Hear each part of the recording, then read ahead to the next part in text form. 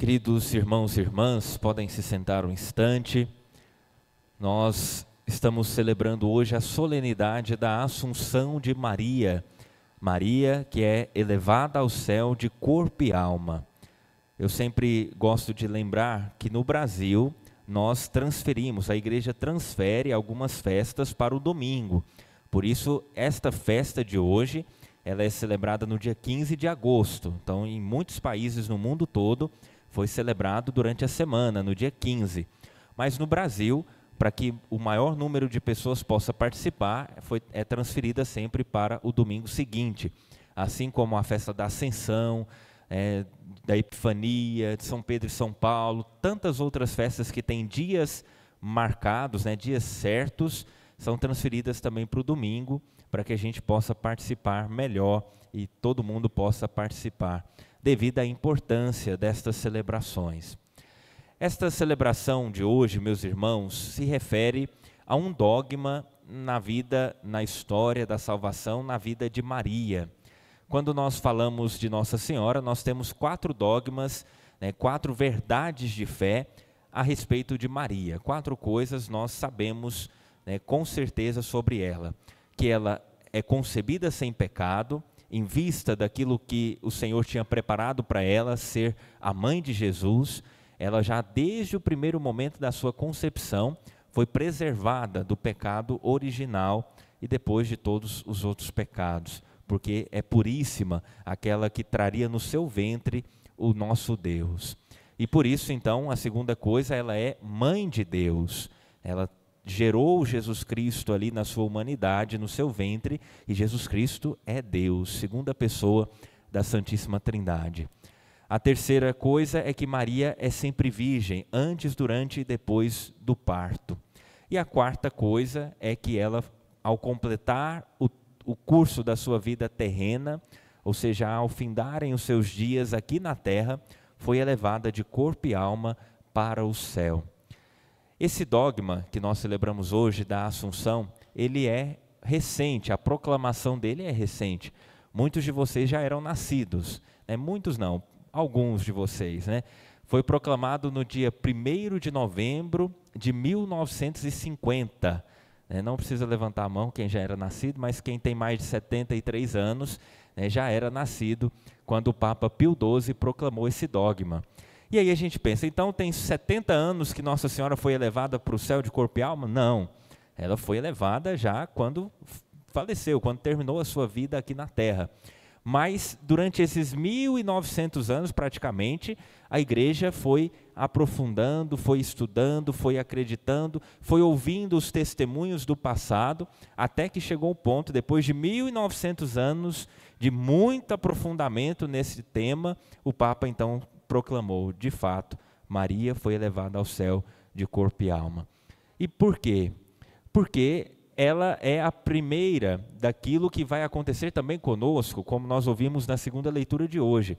Cristo, ele ressuscitou, e depois como primícias, e depois cada um segundo uma ordem determinada. Nessa ordem determinada por Cristo, aqueles que estão mais perto de Cristo, com certeza tem aí uma vaguinha na frente, E Maria é aquela que estava mais perto de Cristo, e não existe nenhum outro ser humano que esteve tão próximo de Deus como Maria, que o trouxe no seu próprio ventre. Por isso Maria, ela antecipa aquilo que vai acontecer com todos nós. Por isso às vezes as pessoas pensam assim, mas que absurdo, dizer que Maria foi para o céu de corpo e alma, não tem como. É claro que tem como, senão a nossa fé é uma fé que não tem sentido. A nossa fé nos garante, como nós rezamos no credo, que nós vamos ressuscitar no último dia, e também o nosso corpo vai se unir novamente à nossa alma, e viveremos eternamente no céu junto com Deus, corpo e alma unidos para sempre. E isso é o que já acontece então com Maria e com Jesus, que também na sua ressurreição subiu aos céus com seu corpo glorioso. Meus irmãos, celebrar então essa festa de hoje é também olhar para o nosso futuro, é olhar para o caminho que o Senhor coloca para trilharmos. Como eu disse, Maria, ela antecipa aquilo que acontecerá conosco. E nós também, assim como ela, precisamos nos esforçar para estarmos com Deus eternamente, a nossa alma e depois no dia do juízo, o nosso corpo também unidos com a alma e assim contemplarmos o Senhor para sempre. Essa é a nossa fé. A nossa fé é muito simples, a nossa fé é muito fácil de ser compreendida. Nós sabemos então que a nossa alma é imortal, o nosso corpo é mortal, mas um dia o nosso corpo vai ressurgir e nós nos uniremos novamente a Ele e assim viveremos eternamente junto com Deus. Isso é a ressurreição dos mortos. O corpo, nós sabemos que o corpo é mortal, o corpo, quando nós morremos, ele é sepultado, e também esse é um dos motivos pelo qual Maria foi preservada dessa corrupção, porque o salário do pecado é a morte, e a morte vem com a decomposição, com o corpo ali que se desfaz. Maria, então, não tinha pecado, por isso não poderia sofrer também essa corrupção no seu corpo. Por isso o Senhor já antecipa esta glória em Maria. É isso, meus irmãos, que nós celebramos hoje nesta festa da Assunção. Então, quando vocês escutarem, no dia 15 de agosto, sempre celebramos a Assunção de Maria, significa dizer que Maria foi elevada ao céu de corpo e alma, devido à sua missão, devido à sua condição de mãe de Deus, concebida sem pecado, e também antecipando o que todos nós vamos viver um dia. Um segundo momento da homilia, nós celebramos hoje o encerramento da Semana da Família. Então nós escutamos muitos testemunhos durante esses 8 dias praticamente, cada um com a sua história, cada um com o seu testemunho. E todos os dias nós meditamos sobre a vocação. Nós estamos no ano vocacional. A igreja tem se preocupado muito com as vocações. Não me lembro se eu comentei com vocês, mas eu acho que foi no CPP, na reunião do CPP que eu disse isso. Mas nós nos reunimos no dia 4 de agosto com o nosso arcebispo. Os padres, dia do padre, nós celebramos juntos lá no seminário.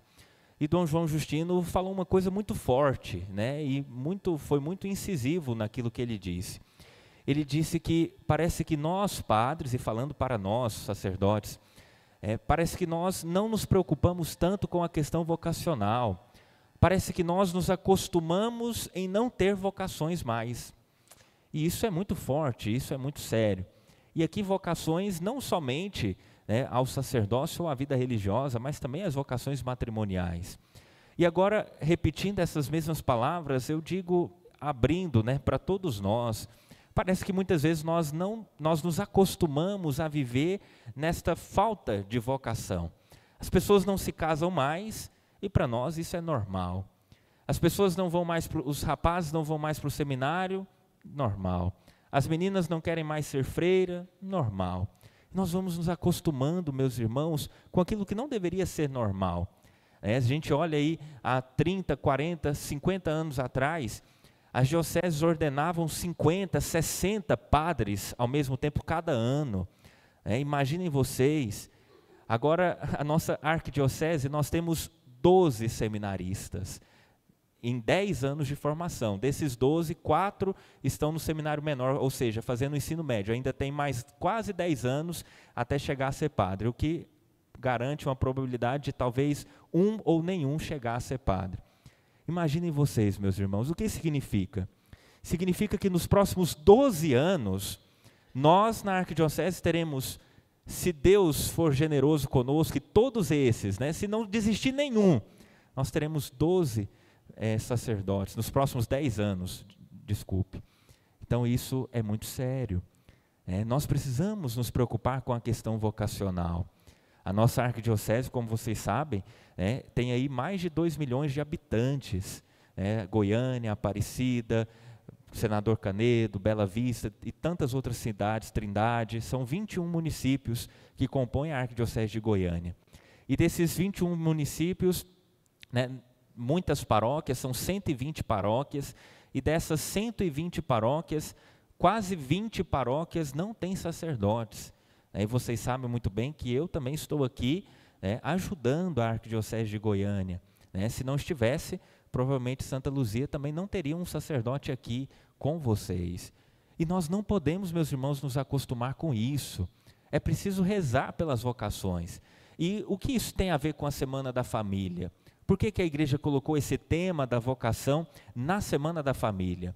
Porque é da família que brotam as vocações, sejam as vocações matrimoniais, sacerdotais, religiosas. É do casamento, do matrimônio, da vida familiar do pai e da mãe, que a criança se inspira, que o jovem se inspira para um dia também trilhar aquele mesmo caminho matrimonial. É na vivência do sacerdócio, do padre da paróquia, que os jovens veem e talvez se inspiram também para um dia querer ser padre, das irmãs e assim por diante. E nesse último dia, a pastoral familiar me pediu para contar o meu testemunho, né? Todos contaram os testemunhos, eu pensei, mas o meu testemunho é tão simples, né? Eu posso resumir em uma frase, né? Desde quando entendo por gente, eu queria ser padre. Desde quando nasci e comecei a pensar e comecei a entender, Deus já tinha colocado no meu coração essa vocação. E talvez, eu digo para vocês, talvez isso eu não tenha aprendido em si na minha família. A minha família não é uma família muito religiosa. Os meus pais se separaram quando eu tinha 4 anos de idade. Imaginem vocês, a separação ela causa grandes coisas ruins na família. Minha mãe, ela estava grávida do meu outro irmão e eu tinha 4 anos de idade. Imaginem o sofrimento daquela mulher. Com 25 anos de idade, ela casou com 17, eu nasci quando ela tinha 19, depois com 23 anos de idade, eu tinha 4 anos de idade quando ela se separou, quando eles se separaram. Por motivos do meu pai, vocês se entendem. E aí, meus irmãos, a minha mãe, ela teve que se virar para criar esses 2 filhos. Uma criança de 4 anos, estava grávida, meu irmão nasceu. E ali nós passamos muitas dificuldades na nossa vida. Eu me lembro, e hoje eu agradeço muito a Deus e a minha mãe, por tudo aquilo que ela fez e tudo aquilo que ela representou para nós. E hoje na minha vida, talvez aquilo ajuda demais. As dificuldades que eu enfrentei quando era criança, me ajudam a viver hoje de forma muito mais simples. Eu digo para vocês, e assim, não, como se diz, não com uma falsa humildade, mas a gente precisa de tão pouco para viver, e ainda mais na minha vocação sacerdotal, eu preciso de tão pouco para viver. Eu vou fazer uma viagem na semana que vem, eu comentava com a dona Sônia essa semana, falei, dona Sônia do céu, é a senhora que trabalha na casa paroquial. Eu tenho que essa semana comprar algumas roupas, tenho que comprar umas calças, porque as minhas calças, eu uso uma calça tectel por baixo da batina, só que quase todas estão rasgadas, e manchadas de tinta, porque eu estava pintando as coisas, e eu falei, nossa, agora como que eu vou fazer para viajar, Tenho que comprar umas calças. Mas isso, meus irmãos, vem já dessas dificuldades lá da infância. E hoje eu vejo, às vezes, as famílias, o filho dá uma birrinha, a mãe já tem que comprar, já tem que fazer, já tem que dar tudo aquilo que a criança quer. E eu penso, o que será depois? E nós já vemos isso, tantos jovens hoje em dia que não sabem levar um não, porque não foram acostumados desde criança. Eu talvez não entendia muitas vezes, quando ia ao mercado, falava, mãe, quero uma caixa de chocolate. Ela falava, não posso, meu filho, a gente não pode. E ali, passava, quero um refrigerante. A gente fazia suco de limão, colocava bicarbonato para parecer refrigerante. Era o que a gente podia, era o que a gente tinha. E com isso eu fui aprendendo a também conviver com os nãos da vida, conviver com as coisas necessárias apenas. E assim fui crescendo. Nessa dificuldade toda, uma pessoa que é muito especial para mim é o meu avô, porque o meu avô foi a minha figura paterna. Eu digo que o meu avô me ensinou a ser homem, o meu avô me ensinou a ser esse homem em todos os sentidos, e no sentido de honrar a minha palavra, no sentido de ter compromisso com as coisas, no sentido de ter responsabilidade já desde criança. Isso eu devo muito a ele. E agradeço a Deus por ter colocado o meu avô, então, na minha vida, para, de certa forma, suprir essa necessidade, essa falta do pai na vida. E com isso, convivendo ali com os meus avós, com a minha mãe, eu ia para a igreja desde 6 anos de idade, comecei a ser coroinha, e como eu disse para vocês, já desde quando me entendia por gente, queria ser padre. e comecei a ser coroinha atraído pelo exemplo dos padres que tinha na nossa paróquia. É por isso eu faço questão, e peço a Deus que me conserve assim. Não sei como será se daqui uns dias eu não penso não é largar a batina não, mas assim, deixar de usar a batina, usar outra coisa, outra roupa, ou não usar a camisa normal. Eu não sei, na minha cabeça hoje eu não penso nisso. Mas por que eu uso a batina? Vocês às vezes me veem por aí sempre com essa batina preta, talvez nunca vocês me viram sem a batina, alguns já no dia a dia, mas aqui na missa não. Por quê? Porque, meus irmãos, isso foi um sinal que me atraiu lá atrás, quando eu tinha 6 anos de idade. Eu via os padres se comportarem como padres, eu via os sacerdotes vestidos de sacerdotes. Isso não é essencial. Não estou dizendo aqui que quem não usa batina ou quem não usa roupa de padre é menos padre que o outro, de forma alguma. Eu tenho conhecimento, e afirmo para vocês, de santos sacerdotes que nunca usaram uma batina. Isso não muda nada na santidade do padre, que isso fique muito claro. Mas eu particularmente gosto de usar, por quê? Porque isso foi um sinal que me atraiu. E assim, que as pessoas vendo um sacerdote, elas possam se lembrar de Deus, que os jovens vendo um sacerdote, possam pensar ao menos o que é que aquele homem tem de diferente, o que é que acontece na vida dele, por que ele usa aquela roupa, e talvez isso também possa ser um atrativo para outras pessoas se interessarem e responderem o sim para a vocação. Com isso, no dia 12 de fevereiro de 2012, então há 11 anos atrás, eu ingressei no seminário lá em Anápolis. E de lá para cá, então, foram 9 anos de formação. A gente estuda muito para ser padre. Tem 1 ano de introdução, chamado propedêutico, depois 3 anos de filosofia. Eu fiz só 2. Quando eu passei dessa fase, aumentou 1 ano, então eu me livrei desse 3º ano. Então fiz 2 anos de filosofia, depois 4 anos de teologia, e depois mais 1 ano pastoral, que foi aquele ano, em 2018, quando eu vim para cá, e fiquei aqui 6 meses com vocês, quando seminarista ainda. Depois a gente recebe a ordenação diaconal, depois a ordenação sacerdotal. Meus irmãos, nesse tempo todo de seminário, e nesses quase 3 anos de ordenação que eu já tenho, eu tive muitas dificuldades. A gente enfrenta muitas dificuldades. No seminário, muda tudo, a nossa vida, éramos acostumados em casa, a família pequena ali, depois vamos para o seminário, temos que conviver com 50, na minha época eram 50, 40 seminaristas durante todo o ano. E ali, com regras, com normas, com horário de acordar, 5h30 da manhã o sino batia, era a hora que a gente pensava, não tem vocação não, vou embora para minha casa, Acordar naquele frio, tinha dia que estava só a neblina, a gente não enxergava nada, e 5h30 o sino, pem, pem, pem, falava, oh meu Deus do céu. E aí levantava, ia para a capela, rezava, estudava, e vivia ali todo o tempo do seminário. Nesses 9 anos de formação, eu nunca pensei em desistir. Muitos vão para o seminário, e a gente aprendia isso no seminário. Nós vamos para o seminário não para ser padre, nós vamos no seminário para discernir a nossa vocação. Muitos passam pelo seminário e têm a certeza, não é aqui o meu lugar, eu não tenho a vocação sacerdotal, e voltam para suas casas. Mas durante todo o tempo de seminário, eu nunca tive dúvida da minha vocação. E até hoje, nesses 3 anos de sacerdócio, eu nunca tive dúvida da minha vocação. E peço a Deus que me conserve firme, até o último suspiro da minha vida. Até o último suspiro eu quero suspirar, todo entregue a Deus, com a minha vida totalmente entregue a Deus. Ser padre, meus irmãos, é difícil, não é fácil, é muito difícil. A gente precisa fazer muitas renúncias, vocês sabem de muitas delas. A gente às vezes experimenta na vida um pouco de uma solidão, humanamente falando.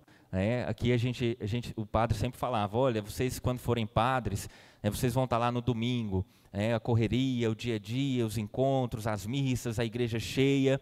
Acaba a missa aqui, eu vou para a casa paroquial sozinho, vou esquentar minha janta, jantar, eu vou dormir. Às vezes vem um pouco de solidão, né? Às vezes eu penso, hoje mesmo à tarde minha mãe me ligou, meu sobrinho estava lá em casa, né, pequenininho, bonitinho, e eu pensando, nossa, né, podia estar lá em casa, né, mas não, eu sou padre, eu estou aqui.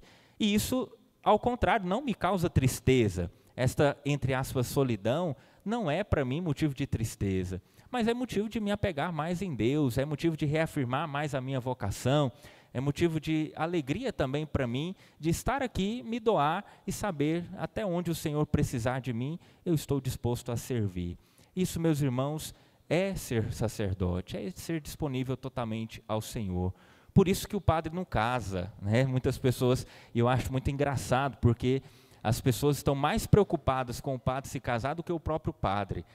Quando eu entrei para o seminário, eu sabia que o padre não se casava, e ali eu fiz uma escolha. O Senhor me chamou, eu quero responder a esse chamado, então eu escolho renunciar à minha a vocação matrimonial, né, que eu não tinha, mas abraço a vocação sacerdotal. E assim, meus irmãos, o padre não se casa, não é porque ele não gosta de mulher, ou não queria estar com a esposa, ou não queria ter filhos, não é nada disso, mas é porque eu encontrei um amor maior. Eu não poderia me casar porque eu não conseguiria, né, viver com uma mulher somente, né, porque o meu coração é muito maior, o meu coração é de todos, o meu coração é de Deus. E isso é a diferença da vocação matrimonial e da vocação sacerdotal. Aqueles que são chamados ao matrimônio, eles devem entender que o coração é de uma única esposa, o coração é de um único esposo. E aqueles que são chamados ao sacerdócio, o coração não é de ninguém.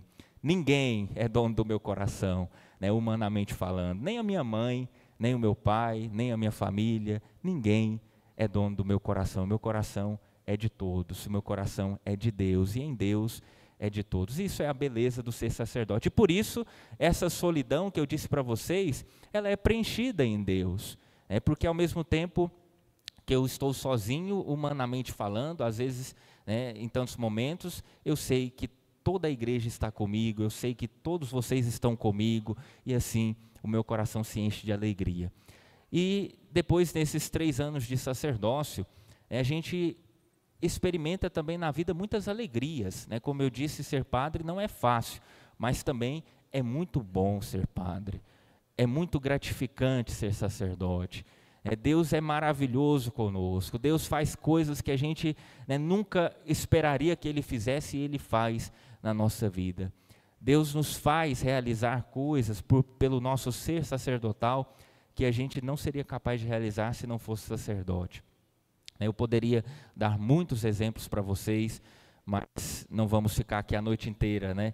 Mas eu falo para vocês, na minha vida sacerdotal, tantas vezes eu vejo, parece que palpavelmente Deus agindo. Coisa assim que às vezes milagres, às vezes coisas extraordinárias, e Deus faz, porque eu sou sacerdote. Por isso eu digo para vocês, vale a pena ser padre. Se tem algum jovem aqui, né, e eu vejo muitos jovens, né, muitos rostos de jovens, de moças também, que às vezes ainda estão em dúvida em responder o chamado de Deus a uma vida religiosa, a uma vida sacerdotal.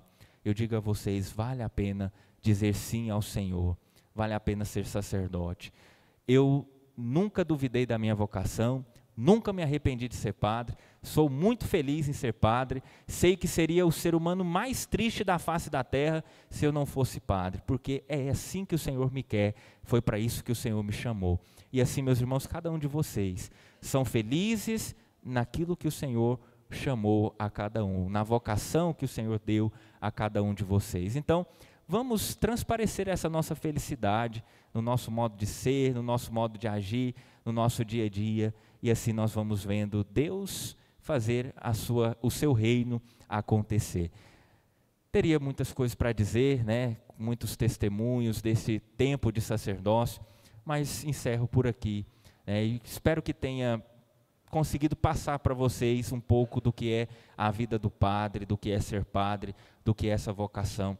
E eu digo a vocês, resumindo, ser padre é muito bom, né? Ser padre é talvez uma das maiores alegrias que alguém que foi chamado para ser padre pode ter na terra. Agora eu digo outra coisa para vocês. Se alguém não foi chamado para ser padre, não pode ser padre porque vai ser infeliz. Se alguém não foi chamado para ser esposo, não pode ser esposo porque vai ser infeliz. Se alguém não foi chamado para ser freira, não pode ser freira porque vai ser infeliz. Nós só somos felizes plenamente naquela vocação a qual o Senhor nos chamou. Por isso, louvemos a Deus e agradeçamos por todas as vocações, pelas famílias, pelas religiosas, pelos sacerdotes, por cada um de vocês que aqui estão, cristãos, cristãs, autênticos, fiéis ao Senhor. Louvado seja nosso Senhor Jesus Cristo.